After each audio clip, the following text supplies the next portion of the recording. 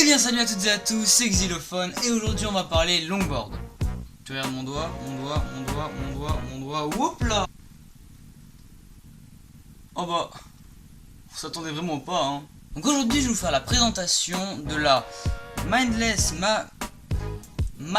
Maverick 4 Talisman Longboard. C'est long à dire, ouais. En gros on va juste dire talisman dans la vidéo, hein, c'est tout. La longboard que j'ai, c'est une longboard qui vient de la marque Mindless Longboard. C'est une marque londonienne, je crois. Comme je vous le disais, toutes les longboards ont un kingpin inversé. Donc ça veut dire que au lieu que je vais vous montrer, ce sera plus simple.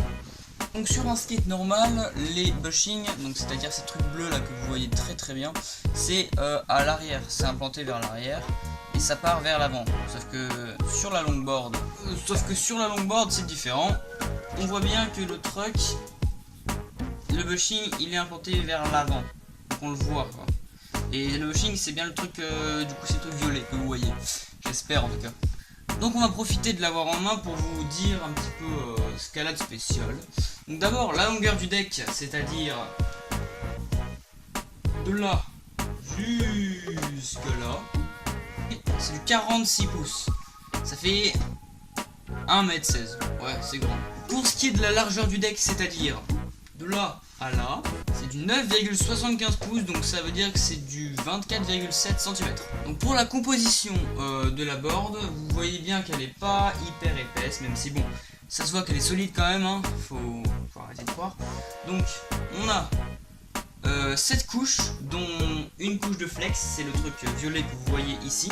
C'est pour permettre à la planche d'avoir une certaine flexibilité, comme il dit dans le mot flex. Et donc c'est composé d'érable canadien et de bambou, pour la flexibilité aussi du coup. Maintenant on va parler des roues de la longboard. Les roues sont fournies avec la longboard. Donc le diamètre des roues, c'est-à-dire de là à là, c'est 76 mm, ça veut dire que ça fait 7 cm. Peut-être 8, on va arrondir. 8 cm. La largeur des roues, c'est-à-dire comme ça, hop là, ça fait 53 mm, ça veut dire que ça fait 5 cm.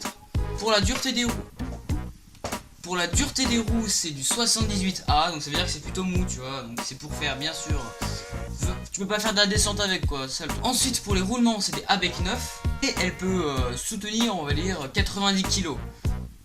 C'est pas beaucoup ouais, pour une planche de 1m16, je sais. Ouais. Bref, donc si vous faites plus de 90 kg, vous pouvez pas monter dessus.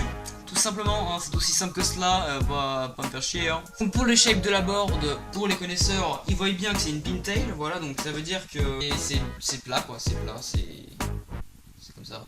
Et la particularité de la pintail, c'est que les roues ne peuvent pas toucher la board. Et ma pintail, elle est plate en tout cas. Donc ensuite, vous recevrez, normalement si vous achetez sur le site là où lequel j'ai acheté, je le mettrai en description. Donc le grip est déjà pré-appliqué et il vous donne même un petit autocollant Skate Pro.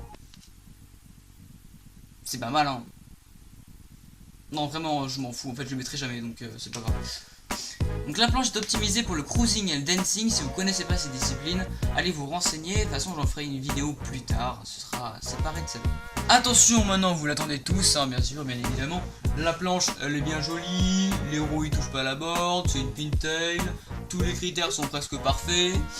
Son prix maintenant est de, attention je fais du suspense, c'est 130 €. Voilà, je pense que c'est vraiment la meilleure au niveau qualité-prix. Enfin pour l'avoir ridé en tout cas. Parce que ça fait déjà 2 semaines que j'ai reçu le board. 2 semaines. Ouais 2 semaines. 2 semaines, petite vidéo opening. Pouf.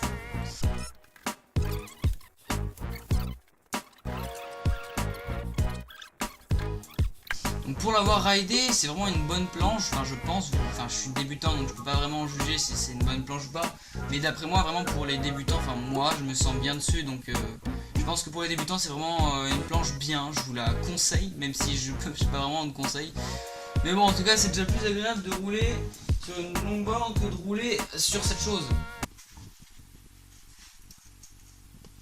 Je vais pas faire de commentaires là-dessus. Voilà, c'est déjà la fin de cette vidéo. Si elle vous a plu, n'hésitez pas à l'aimer comme d'habitude. Tu peux aussi t'abonner à ma chaîne pour me soutenir et activer la petite cloche de notification pour savoir quand je sors une nouvelle vidéo. J'espère que je t'aurai convaincu d'acheter une longboard parce que vraiment, faut étendre cette communauté, il y a vraiment du potentiel et tout. Donc, ciao.